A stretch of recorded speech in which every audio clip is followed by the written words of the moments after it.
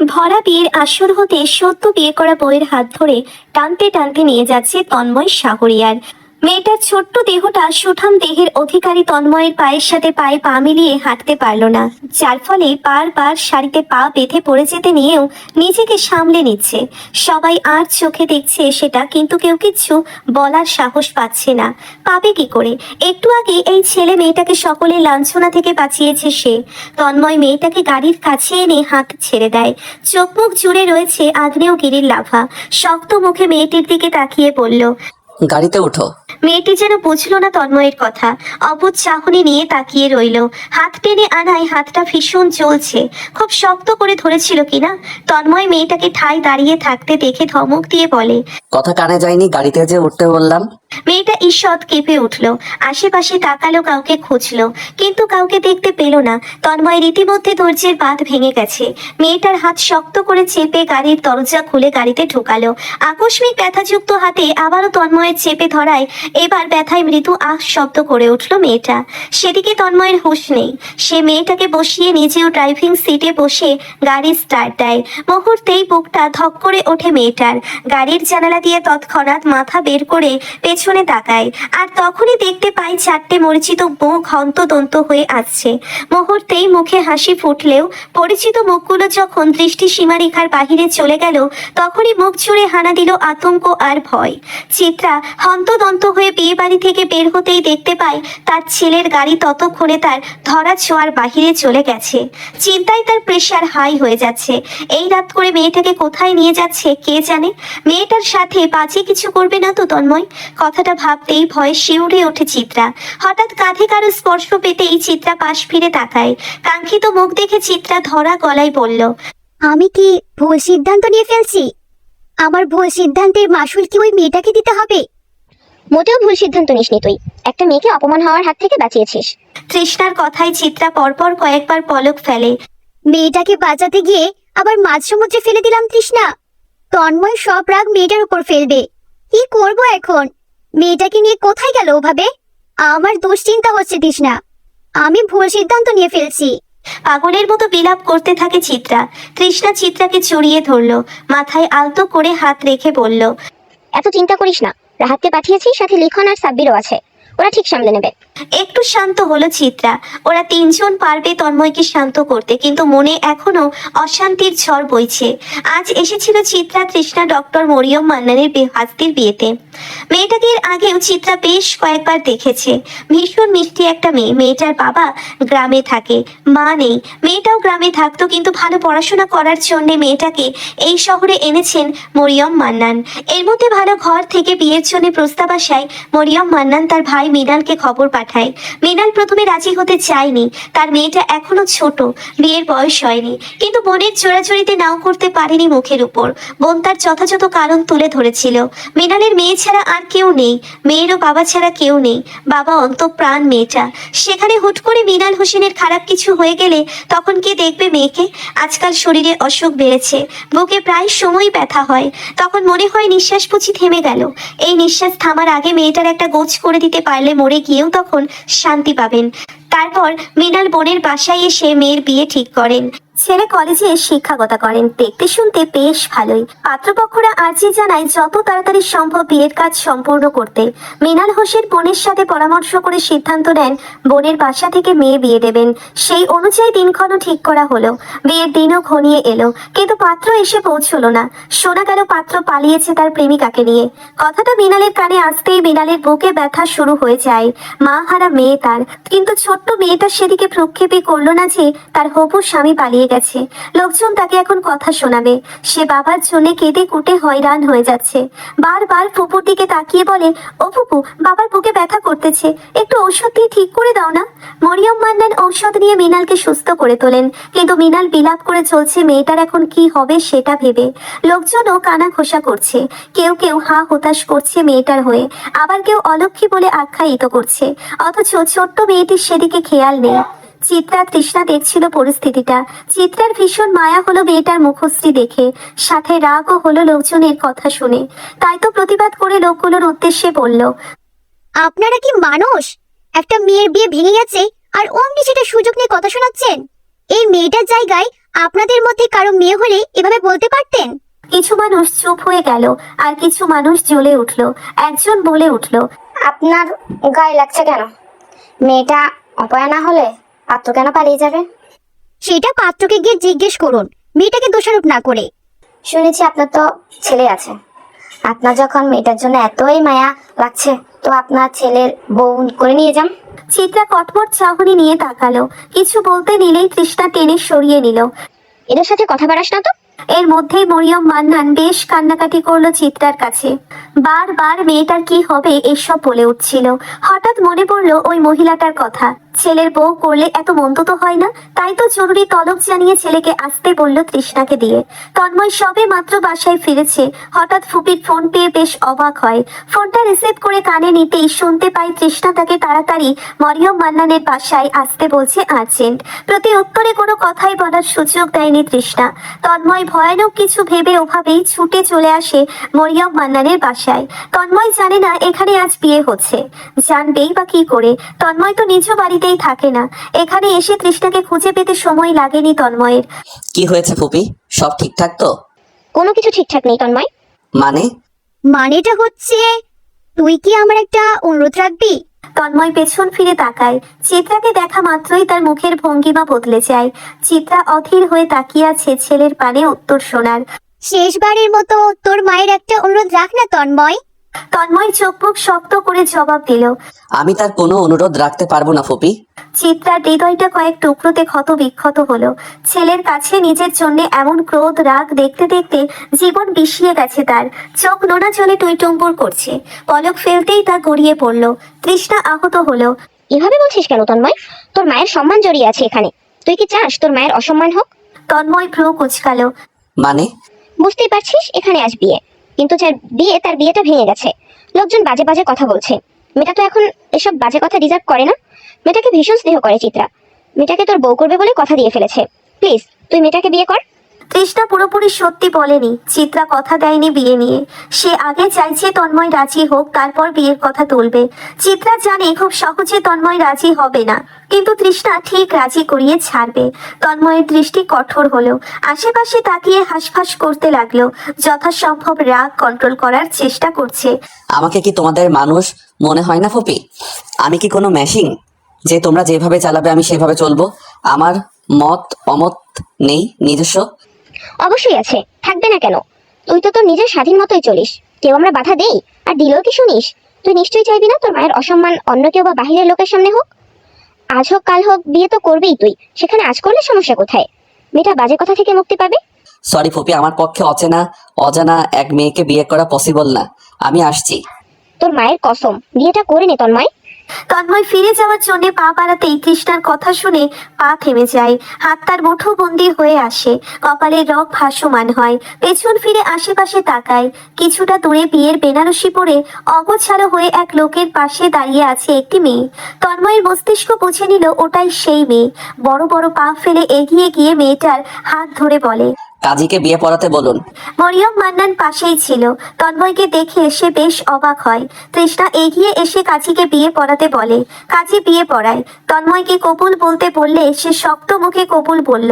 এবার মেয়েটাকে বলতে বললে মেয়েটা তার বাবার দিকে তাকায়। তার বাবা ইশারায় কবুল বলতে বলে। মেয়েটা মিহি কণ্ঠে কবুল বলে ওঠে। কবুল বলার সাথে সাথে তন্ময় আর এক সেকেন্ডও দেরি না করে মেয়েটাকে টেনে বসা থেকে দাঁড় করিয়ে টানতে টানতে নিয়ে যায়। তৃষ্ণা বাধা দিতে গেলে তন্ময় হুঙ্কার দিয়ে বলে, বিয়ে করতে বলেছ, বিয়ে করেছে। এখন তন্ময় শাহরিয়ার তার বউকে তার নিজের সাথে করে নিয়ে যাবে। বাধা দেওয়ার চেষ্টা ভুলেও করো না। তারপর টানতে টানতে নিয়ে গেল। মরিয়ম মান্নান তৃষ্ণা চিত্রার পাশে দাঁড়িয়ে বলে, তন্ময় কোথায় নিয়ে গেল আমাদের দুজনকে? চিত্রা তৃষ্ণা চমকায়। তৃষ্ণা আমতা আমতা করে বলে, খানবিলাতে নিয়ে গেছে। আমরা আসছি, চিন্তা করো না কেমন? তৃষ্ণা চিত্রাকে নিয়ে গাড়িতে ওঠে। মরিয়ম মান্নান চিত্রাদের গাড়ির দিকে তাকিয়ে রয়। খানভিলাতে বসার ঘরে পায়চারি করছে চিত্রা তৃষ্ণা। পাশেই সোফায় বসে আছে রাফি। রাফি এদিক ওদিক তাকালো, বসা থেকে উঠে দাঁড়ালো। বিয়েটা তো হয়ে গেছে, তাহলে এখন এত কিছু ভেবে কি হবে? তৃষ্ণা ঘাড় ফিরিয়ে তাকাই কটমট চাহনি নিয়ে বলে, পারলে একটা খবর এনে দাও, আর না পারলে মুখে কুলু পেটে বসে থাকো। বকবক করে মাথা খারাপ করবে না। রাফি চুপ হয়ে গেল। পকেট থেকে ফোন বের করে কারো নম্বরে কল লাগালো। কল রিসিভ হতেই রাফি বলল, হ্যালো ব্রো, কই তুমি? চিত্রা চকিতে তাকালো রাফির দিকে। বিরাট কাণ্ড ঘটে গেছে যে, পুত্রবউ এসেছে, শীঘ্রই বাসায় ফিরো। ওপাশ থেকে কি বললো শোনা গেল না। না ব্রো, তুমিও না। আমার ছেলে বিয়ে করবে কি করে? ওর কি বিয়ের বয়স হয়েছে? তন্ময় বিয়ে করেছে, শীঘ্রই ফিরো, বৌমাকে দেখতে যাবো। রাফি ফোন কেটে দেয়। চিত্রা অধীর হয়ে জিজ্ঞেস করে, কি বললো? ব্রো পার্টি অফিসে আসছে, মিটিংটা সেরে চলে আসবে। চিত্রা, মা দাদি তো ভীষণ রেগে আছে তোর উপর। চিত্রা অসহায় চোখে তাকালো। শাশুড়ি আর দাদি সবটা শোনা মাত্রই ভীষণ রেগে যায়। একেই মা ছেলের মধ্যে দ্বন্দ্ব, তারপর আবার চিত্রার এমন বোকা কাজে মা ছেলের মধ্যে দূরত্ব আরো বেড়ে যাবে। কথায় আছে, ভাবিয়া করিও কাজ, করিয়া ভাবিও না। চিত্রা কাজটা করার আগে ভাবলো এখন আকাশ কুসুম ভেবে কি হবে। রবিলা বেগম লাঠিতে ভর দিতে দিতে সিঁড়ি পেয়ে নিচে নামে। শুনেছে তন্ময় বিয়ে করেছে। চিত্রা, তন্ময় বিয়ে করেছে? কথাটা সত্যি? চিত্রা ওপর নিচ মাথা নাড়ায়। আমার তন্ময়ের বউ কই? তন্ময়ের সাথে আন্টি। তন্ময়ের সাথে মানে? তন্ময় আসেনি?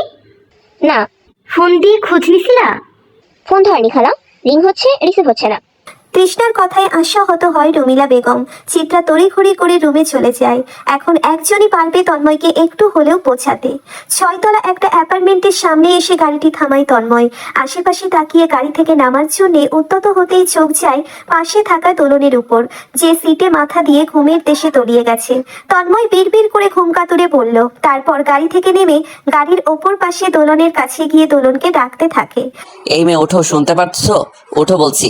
দোলন নড়ে চড়ে চোখ মেলে তাকায়। ঘুম চড়ানো চোখে সামনে তন্ময়কে বিরক্তি নিয়ে দাঁড়িয়ে থাকতে দেখে সোজা হয়ে বসে। বের হও। দোলান গাড়ি থেকে বের হও। তন্ময় পকেট থেকে কাউকে ফোন করে গাড়িটা পার্কিং এ পার্ক করে রাখতে বলে। তারপর দোলনের উদ্দেশ্যে বলে, আমার সাথে আসো। তন্ময় হাঁটা ধরলো পেছন পেছন। দোলনও লিফটের কাছে এসে 5 তলার বাটনে ক্লিক করলো। মুহূর্তেই বক্স লিফটটি তার কাঙ্ক্ষিত জায়গায় যেতে লাগলো। বক্স লিফটটা ওপরে উঠতেই ভয়ে দোলন তন্ময়ের হাত চেপে ধরে। এর আগে একবার উঠেছিল এমন লিফটে হসপিটালে, তখন খুব ভয় পেয়েছিল। মরিয়ম মান্না তখন হাত চেপে ধরেছিল। তন্ময় এক পলক তাকায় দোলনের দিকে, ভয় ভাসমান তার মুখে, তবে কিছু বলল না। 5 তলায় আসতেই লিফটের দরজা খুলে গেল। দোলন হাত ছেড়ে স্বস্তির নিঃশ্বাস ছেড়ে দিল। তন্ময়কে বের হতে দেখে সেও বের হলো তন্ময়ের পেছন। তন্ময় নিজের ফ্ল্যাটের কাছে এসে দরজা চাবি দিয়ে খুলতে গিয়েও খুলল না। দোলন তাকিয়ে আছে দরজার পাশে থাকা তন্ময় শাহরিয়া নামের দিকে। তন্ময় দরজায় টোকা দিল, গম্ভীর কণ্ঠে বলল, জাস্ট 5 সেকেন্ডের মধ্যে দরজা খোলা চাই। মুহূর্তেই দরজা খুলে গেল, আর সাথে সাথে গোলাপের পাপড়ি শরীরের উপর পড়তে লাগলো। তন্ময়ের চোখ মুখ শক্ত হয়ে গেল। দোলন দরজার দিকে তাকালো। 3 জন ছেলের আর 2 জন মেয়ে হাসি মুখে গোলাপের পাপড়ি ছুঁড়ে দিচ্ছে তাদের দিকে। তন্ময় শরীর থেকে পাপড়িগুলোকে ফেলতে ফেলতে বলে, থামবি তোরা ইডিয়েট। সবার হাত থেমে গেল, কিন্তু মুখ থেকে হাসি সরল না। মেয়ে দুটো বেরিয়ে এসে দোলনের সামনে দাঁড়ালো। লারা নামের মেয়েটা কিয়ৎক্ষণ দোলনের দিকে তাকিয়ে বলে উঠল, আরে মেয়েকে আমি কোথা যেন আর বলতে পারলো না লারা। ননসেন্সের মতো বকবক না করে ভেতরে ঢুকতে দে আমাদের সর। তন্ময় ভেতরে ঢুকে গেল। টাইলা নামের মেয়েটা দোলনের লারার দিকে একবার তাকিয়ে হেসে ফেললো। লারা ভেংচি কেটে বলল, দেখেছিস এখনো কি ভাব ধরছে বেটা? টাইরা দোলনকে নিয়ে ভেতরে ঢোকে। রাহাত, লিখন, সাব্বির তন্ময়ের পেছন পেছন তখনই ভেতরে এসেছিল। তন্ময় নিজের রুমে ঢুকে ফ্রেশ হয়ে ওদের নিজের রুমে দেখতে পেয়ে বিরক্তি নিয়ে বলে, তোদের বাড়িঘর নেই আর কতক্ষণ পড়ে থাকবি অন্যের বাসায়? লিখন বসা থেকে উঠে তন্ময়ের কাঁধে হাত দিয়ে বলে, মারবো এক। সারা বিয়ে করেছিস দেখি কি সাপের পাশ পা দেখেছিস? আমাদের বলছিস চলে যেতে, শ্বাস কত ঠেঙিয়ে রেখে যাবো বলে দিলাম। তন্ময় সোফায় গিয়ে বসলো। বিয়ে করবি না বলে একবারে ছক্কা মেরে দিছস, এবার টিট দে ভাই। সাব্বিরের কথায় তন্ময় ভ্রু কুচকায়। যার কথায় এসেছিস তার কাছে গিয়ে ট্রিট চা। এনিওয়ে আমি ভীষণ টায়ার্ড, প্লিজ তোরা তোদের রুমে যা। পাশেই সাব্বির, রাহাত, লিখনের ফ্ল্যাট। 4 ফ্রেন্ড মিলে একই অ্যাপার্টমেন্টে ফ্ল্যাট কিনেছে। রাহাত টিটকারি মেরে বলে ওঠে, তুমি যে মাম্মা কিসের জন্য টায়ার্ড তা কি আমরা জানি না মনে করেছো? বাসরাত আজ, তাই আমাদের টায়ার্ডের নাম করে ভাগিয়ে দিতে চাইছো। মোটেও তা হবে না। এই লিখন, তোর বউ টায়রাকে বলবি দোলন রে নিয়ে গিয়ে তোর ফ্ল্যাটে গিয়ে যেন ঘুমোয়। তন্ময় রাগী চোখে তাকায়। রাহাত সেটা প্রক্ষেপ না করে বলে, রাগস কেন? তোরা যা আমার ফ্ল্যাট থেকে। আর ওই মেয়েটা কই, কি যেন নাম, ওরে দিয়ে পাঠা রুমে। রাহাত মুখ ভেঙচি দিয়ে বলে, ভাব মারাও নাম জানো না তুমি? এই সাব্বির লোহা চুলায় পোড়া দিত, ওর বুকের মধ্যে ঠাইসা লিখে দেয় নামটা। সাব্বির লিখন হো হো করে হাসতে থাকে। তন্ময় সরু চোখে তাকিয়ে রয়। পাশের রুমে দোলনকে বসিয়ে নিজের ফ্ল্যাটে যায় টায়রা দোলনের জন্য শাড়ি আনতে। লারা খুঁচিয়ে খুঁচিয়ে দোলনকে দেখেছে দোলনের পাশে বসে। টায়রা ততক্ষণে পার্পেল কালারের একটা সুতি কাপড় এনে দোলনের হাতে দেয়। এই বেনারসিটা পাল্টে এটা পরে আসো দোলন। দোলন শাড়িটার দিকে একবার তাকিয়ে বলে, আপু আমি তো শাড়ি পরতে জানি না। সমস্যা নেই, আমি পরিয়ে দেবো, আগে ব্লাউজটা পরে আসো। দোলন মাথা নেড়ে ওয়াশরুমে চলে গেল। ব্লাউজ পেটিকোট পরে বের হয়। টায়রা সুন্দর করে শাড়ি পরিয়ে দেয়, সাথে শিখিয়েও দেয়। এরপর দোলনকে নিয়ে ডাইনিং টেবিলের কাছে আসে। দোলন আশেপাশে একবার তাকিয়ে টায়রাকে ডাক দেয়, আপু। হ্যাঁ দোলন বলো। আপুর সাথে কথা বলবো, একটু কল দিয়ে দিবেন? অনুনয় করে বলল দোলন। খাবারটা খেয়ে নাও, তারপর না হয় কথা বলো। দোলনের ইচ্ছে না থাকা সত্ত্বেও স্বীকার করলো। আগে থেকে খাবার রান্না করে রেখেছিল টায়রা। দোলনকে বসিয়ে তন্ময়দের ডাক দেয়। রাহাত সাব্বির লিখন আসলেও তন্ময় আসে না। দোলনের কেমন অস্বস্তি হলো। লোকটার কথা শুনেছে বেশ কয়েকবার তার ফুপির কাছে। এও জানে লোকটার সাথে চিত্রার সম্পর্ক ভালো না, কিন্তু কেন ভালো না সেটা জানে না। দোলন চুপচাপ খেয়ে নিল। খিদেই পেট জ্বলে যাচ্ছিল। খাওয়া দাওয়া শেষে টায়রা তন্ময়ের খাবারের প্লেট দোলনের হাতে ধরিয়ে দিয়ে বলে, তোমার স্বামীর খাবারটা রুমে নিয়ে যাও। স্বামী ডাকটা কানে আসতেই অদ্ভুত এক শিহরণ বয়ে গেল মেরুদণ্ড বয়ে। গুটি গুটি পায়ে রুমের সামনে এসে কড়া নাড়ল। ভেতরে আসবো? তন্ময় ল্যাপটপে বসে কাজ করছিল। দরজার পানে তাকিয়ে বলে। হুম। দোলন ভিতরে ঢোকে। খাবার প্লেটটা হাতে করে সামনে এসে দাঁড়ায়। আপনার খাবার। টেবিলের উপরে রাখো। দোলন খাবারটা টেবিলের উপর রাখলো। ঘর থেকে যাবে কি যাবে না এই দ্বিধায় দাঁড়িয়ে রইল। দাঁড়িয়ে না থেকে বসো। দোলন বিছানার উপর গিয়ে বসলো। ভয় করছে না? অচেনা অজানা এক ছেলেকে বিয়ে করেছো। আমি যদি মেরে গুম করে দেই তোমায়, তখন কি হবে? দোলনের দৃষ্টি তখনও ফ্লোরে আবদ্ধ। তন্ময়ের কথা শুনে শুধু বলল, না। তন্ময় অবাক হয়ে বলল, ভয় করছে না? না। কেন? আমাকে একটু আপুর সাথে ফোনে কথা বলিয়ে দিবেন? নাম্বার মুখস্থ আছে? তন্ময় পকেট থেকে ফোন বের করে ফোনটা এগিয়ে দেয়। দোলন ফোনটা নিয়ে ব্যালকনিতে চলে যায়। মুখস্থ করে নম্বর ডায়াল করে। ফোন যেতেই রিসিভ হয়। দোলন ধরা গলায় বলে, আপু শরীর কেমন আছে এখন? মৃণালের দেহ জুড়ে যেন শান্তির বাতাস লেগে গেল। মেয়ের সাথে কথা বলার জন্য তার মন আনচান করছিল। মা আমি ভালো আছি, তুমি ঠিক আছো? জামাই বাবা কিছু বলছে তোমারে? আমি ভালো আছি, উনি কিছু বলে নাই, এটা ওনারই নম্বর। একটু জামাই বাবারে ফোনটা দাও মা। দোলন ব্যালকনি থেকে রুমে এসে ফোনটা তন্ময়ের দিকে এগিয়ে দেয়। তন্ময় ইশারায় জিজ্ঞেস করে, কি? আপা কথা বলতে চাইছে আপনার সাথে। তন্ময় ফোনটা নিয়ে ব্যালকনিতে আসে।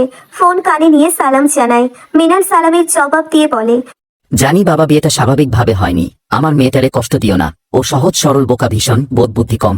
তুমি ওরে যা বলবা ও তাই শুনবে, তোমার কথার এক চুল ও এদিক ওদিক হবে না। এই যে বিয়েটা অস্বাভাবিকভাবে হইল, ও কিন্তু স্বাভাবিকই আছে, খেয়াল করে দেখো। বর যে পালিয়ে গেছে সেদিকে কিন্তু ওর ধ্যান নেই। ওর জীবনে আগে আমি একা ছিলাম, এখন তুমি হইছ। আমার মা মরা মেয়েটার আমার পরে শেষ ভরসা কিন্তু তুমি। চিন্তা করবেন না, তন্ময় শাহরিয়ার দায়িত্ব পালনে যথেষ্ট ভালো। আপনার মেয়ের কোনো অসুবিধা হবে না। কথাটা বলে ফোনটা দোলনের হাতে দেয়। দোলন টুকটাক কথা বলে ফোনটা কেটে তন্ময়ের হাতে দেয়। তারপর ঠায় দাঁড়িয়ে রয়। তন্ময় বসা থেকে উঠে রুম ছেড়ে যেতে যেতে বলে, এই রুমে ঘুমিয়ে পড়ো, আমি পাশের রুমে যাচ্ছি। দরজা টান দিতেই থেমে যায়। দরজা বাহির থেকে লাগানো। মুহূর্তেই রাগ এসে হানা দেয় মুখে। পেছন ফিরে দোলনের দিকে তাকায়। তন্ময় হাঁক ছেড়ে ডাক দেয়। কোনো ফিরতির শব্দ পাওয়া যায় না। তন্ময় ফোন বের করে ফোন লাগায় লাগাতার। কেউ ফোন রিসিভ করে না। একটা ছোট্ট মেসেজ আসে। তন্ময় ওপেন করে মেসেজটা। লেখন পাঠিয়েছে, এনজয় কর সারা বাসরাত, ফোন দিয়ে চালাবি না খবরদার। তন্ময় ফোন দেয়। ফোন বন্ধ দেখাচ্ছে। দেখতেই পারতেছো ওরা দরজা বাহির থেকে লাগিয়ে চলে গেছে। তুমি বিছানায় গিয়ে শুয়ে পড়ো, আমি পরে শুব। দোলন আর টু শব্দটা করে না, চুপচাপ গিয়ে বিছানায় শুয়ে পড়ে। তন্ময় ব্যালকনিতে গিয়ে একটা সিগারেট ধরায়। সিগারেটে টান দিয়ে আকাশের দিকে ধোঁয়াগুলো ছেড়ে দেয়। জীবন বড়ই অদ্ভুত। যাকে জীবন থেকে দূরে সরাতে চাইলো ভাগ্য তাকেই জুড়ে দিল। কথাটা ভেবে তপ্তশ্বাস ফেলতেই পকেটে থাকা ফোনটা বেজে ওঠে। তন্ময় ফোনটা বের করে দেখে ফোনের স্ক্রিনে জলজল করছে এমপি সাহেব লেখাটা। তন্ময় ফোন রিসিভ করলো। ওপাশ থেকে তুষার বলে উঠলো, কোথায় তুই? তন্ময় সিগারেটে টান দিয়ে বলল, জানো না কোথায় আমি? বাসর ঘরে। তুষার হকচকিয়ে গেল। বিড়বিড় করে বলল, অসভ্য। তন্ময় শুনে ফেললো। ভ্রু কুচকে পড়ল। আমি কি বলতে চেয়েছি? তুমি সেদে ফোন করে জেনে জিজ্ঞেস করলে, তুমি জানতে না এই সময় তোমার ছেলে ঠিক কোথায় থাকতে পারে? তুষার কপালে হাত রাখলো। বাসায় আয় বউনি। কাল পাঠিয়ে দিব বউ। এখন রাখি, ভীষণ টায়ার্ড হয়ে গেছি। তুমি তো বুঝো এনার্জি নেই ড্রাইভ করে বউ দিয়ে আসার। হতচ্ছাড়া, লাশ লজ্জা বলে কিছুই নেই। সকাল সকাল বাসায় দেখা চাই। কথাটা বলে তুষার ফোন কেটে দেয়। তন্ময় ফোনের দিকে তাকিয়ে স্মিত হাসে, তারপর আকাশের দিকে তাকিয়ে বলে, অবহেলাটা নিষিদ্ধ আমার শহরে। খেলা করে শুধু বসন্ত, আর এই বসন্তে কোনো বিষাদের জায়গা নেই আমার শহরে, তাই না বলো পৃথিবী? কথাটা বলে চোখ বন্ধ করে থাকে কিছুক্ষণ, তারপর এলোমেলো পায়ে হেঁটে রুমে এসে দোলনের দিকে এক পলক তাকিয়ে শুয়ে পড়ে। কি বললো তোমার ছেলে? চিত্রার আকুল প্রশ্নে তুষার ফোনটা পকেটে ভরলো। কাল আসবে বললো সকালে। আর মেয়েটা কেমন আছে? বাজে ব্যবহার করেনি তো? তুষার কিছু বলল না, পরপর দুটো শ্বাস ফেলে বিছানায় গা এলিয়ে দিল। বড্ড ক্লান্ত সে। কোথায় ভেবেছিল শেষ বয়সে এসে ছেলেকে নিজের জায়গায় বসাবে, তা না, ছেলে তার এসব রাজনীতি থেকে 100 হাত দূরে থাকে। কি হলো, চুপ কেন? স্বাভাবিক আছে সব, কিন্তু তুমি কি করে তন্ময়ের সাথে দোলনে বিয়েটা দিলে? কোথায় ভেবেছি ছেলেটার ধুমধাম বিয়ে দিব, আনন্দ করব, সবকিছু বেচতে দিয়েছিলাম। খুব খারাপ কাজ করে ফেলেছি, তাই না? এখন আর এটা ভেবে কি হবে? যা হওয়ার হয়ে গেছে। কাল ছেলে আর ছেলের বউ আসবে, তার আয়োজন করম। অধর আপুকে মিস করছি। আজ কথা বললাম, শুনলাম খুব শীঘ্রই দেশে ফিরবে। আমাদের মনে রেখেছে তাহলে? এই রাহা, তান কোথায়? রাফি তৃষ্ণার মেয়ে রাহা এবার অনার্স প্রথম বর্ষে পড়ে। মায়ের ডাক শুনে পড়ার টেবিল থেকে উঠে দাঁড়ায়। তোমার ছেলে কই, আমি কিভাবে জানবো? পড়ার জন্য পাঠিয়েছিলে, অঙ্ক করতে দিয়েছিলাম, সে উল্টো আমাকে পড়িয়ে চলে গেছে। মানুষ হবে না তোমার ছেলে, বদের হাড্ডি। তৃষ্ণা এবার বেশ রেগে গেল। ছেলেটা বড্ড পাজি, পড়তেই চায় না। সারাদিন টই টই করে একে ওকে ঝামেলায় ফেলবে।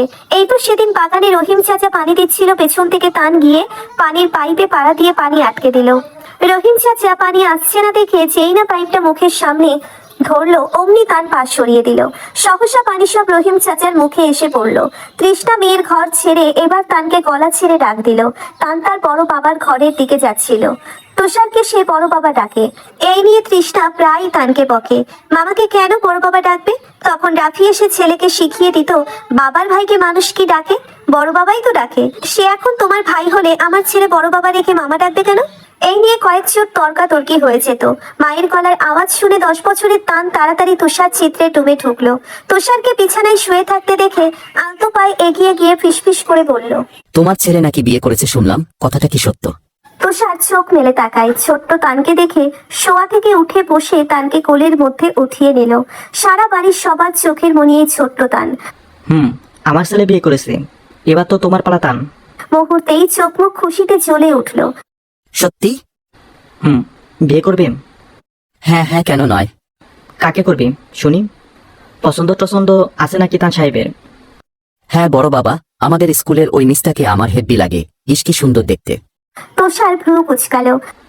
কার কথা বলছিস? কার কথা আবার তুলি? আপুর কথা। বিরক্ত নিয়ে কথাটা বলল তান। মেয়েটা তো তাদের এতিমখানায় থাকে। চিত্রা ভীষণ স্নেহ করে মেয়েটাকে, তুষার নিজেও করে, প্রায় আসে বাসায়। বছর 15 আগে মেয়েটাকে এতিমখানার পাশে পেয়েছিল এতিমখানার দায়িত্বে থাকা হাফিজা বেগম। তখন মেয়েটার বয়স আনুমানিক 5-6 হবে। সেই থেকেই মেয়েটা তাদের এতিমখানায় থাকে। তাদের এই পরিবারের একজন সদস্যও বটে। বেশ চঞ্চল প্রকৃতির মেয়ে। উচ্চ মাধ্যমিক পরীক্ষা দিতেই মেয়েটা তুষারের কাছে আর্জি জানায় তাদের স্কুলে সে জব করতে চায়। পড়ালেখায় বেশ মেধাবী মেয়েটা, সেজন্য তুষার মেয়েটাকে চাকরি দেয়। তবে সব ইন্টারভিউতে টিকলে তবেই তুলে চাকরি করবে বলে জানায়। মেধাবী হওয়ার দরুন মেয়েটা ইন্টারভিউতে টিকে যায়।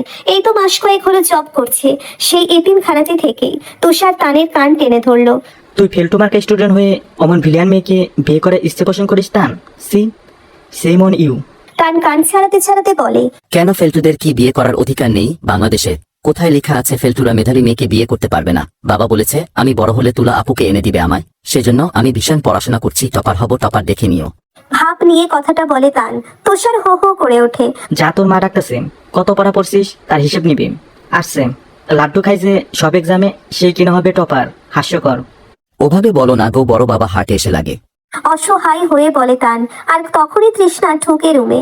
তানের কান টেনে ধরে বলে, তোরে বলিনি পড়তে বসার জন্য, তুই এখানে কেন? উফ মা ছাড়ো, ব্যথা পাচ্ছি। বড় বাবা অপসরি মামুই তো ডাক দিল। তুষার চোখ বড় বড় করে তাকালো। সে কখন ডাক দিল কান ছাড়া পেতেই দৌড়ে চলে গেল। তৃষ্ণা ছুট লাগালো ছেলে পেছন। এখন নিশ্চয়ই আবার বাবার কাছে যাবে। বাপ ছেলে মেয়ে পাগল করে ফেলবে এই তৃষ্ণাকে। সকাল সকাল ঘুম ভেঙে যায় তন্ময়ের। শোয়া থেকে উঠে ফোনের সময় দেখে নেয়। তারপর তাড়াহুড়ো করে শোয়া থেকে উঠে দরজার কাছে আসে। দরজা টানতেই বুঝতে পারে দরজা এখনো বাহির থেকে লাগানো। তন্ময় বিশ্রী একটা বকা ছুড়ে দিল লিখনের উপর। পকেট থেকে ফোনটা বের করে লিখনের নাম্বারে কল লাগালো।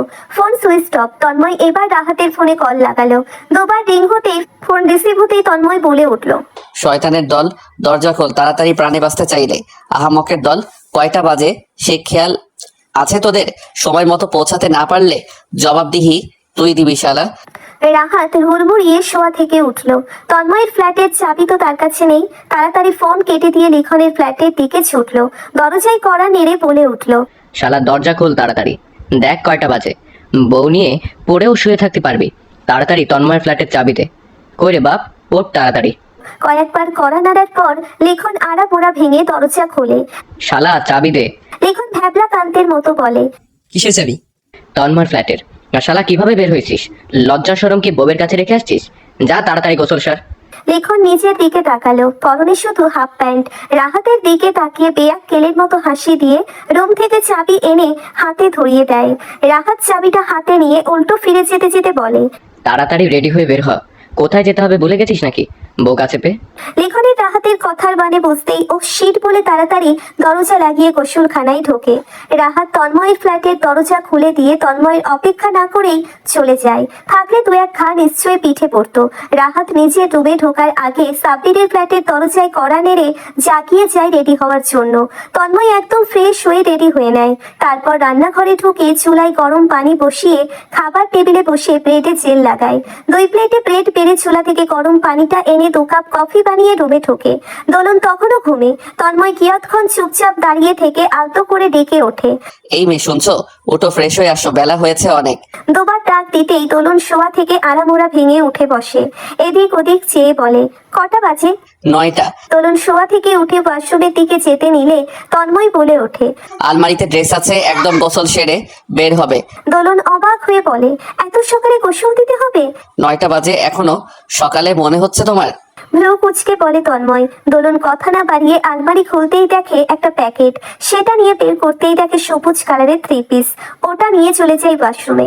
তন্ময় তপ্ত শ্বাস ফেলে। 3 পিসটা কিনেছিল একজনের জন্যে, আর সেটা এখন অন্যজনের ব্যবহারের জন্যে কাজে লাগছে। খাবার টেবিলে বসে চুপচাপ খাচ্ছে তন্ময়। দোলন খাবার প্লেটে হাত দিয়ে বসে আছে। তন্ময় ধমক দিয়ে বলল, খাচ্ছ না কেন? তোমাকেও বাড়ি দিয়ে আমাকে কাজে যেতে হবে। দোলন তন্ময়ের দিকে তাকিয়ে বলল, কি কাজ? তোমার না জানলেও চলবে। আর শোনো, আমি যদি না নিতে আসি তাহলে ও বাড়িতেই থাকবে। অনেক মানুষ আছে, ও বাড়িতে বোরিং লাগবে না? আপনি আসবেন না আমাকে নিতে? তন্ময় কফিতে চুমুক কষিয়ে বলে। শিওর নই। অ্যাপার্টমেন্টের বাহিরে দাঁড়িয়ে আছে গাড়ির সামনে তন্ময় আর দোলন। বিরক্তিতে তন্ময়ের চোখ মুখ কুঁচকে। আর তখনই সামনে নজর দিতে দেখে লিখন, সাব্বির, রাহাত এগিয়ে আসছে। রাহাত দোলনের দিকে চেয়ে মুচকি হেসে বলে, হাই দোলনা ভাবি, কেমন আছেন? দোলন নিজের নামকে এমন বিকৃত করতে দেখে হকচকিয়ে যায়। মুখে হাসি এনে বলে, আলহামদুলিল্লাহ, ভালো। আপনি? রাহাত কিছুটা আফসোস সুরে বলে, এই তো সিঙ্গেল লাইফ চলছে কোনো রকমে আমার আর সাব্বিরের। তন্ময় রেগে বলল, থামবি তুই? তোরা গিয়ে পৌঁছা ওখানে, আমি দোলনকে ও বাসায় দিয়ে আসছি। ওরা সম্মতি জানিয়ে চলে গেল। তন্ময় দোলনকে নিয়ে ও বাড়ির উদ্দেশ্যে রওনা হলো। আরে আরে, কই যান আপনারা? একটা লাইক দিয়ে যান। এত কিপটামি করেন কেন? একটা লাইকই তো দিবেন। প্লিজ প্লিজ প্লিজ একটা লাইক দিয়ে যান।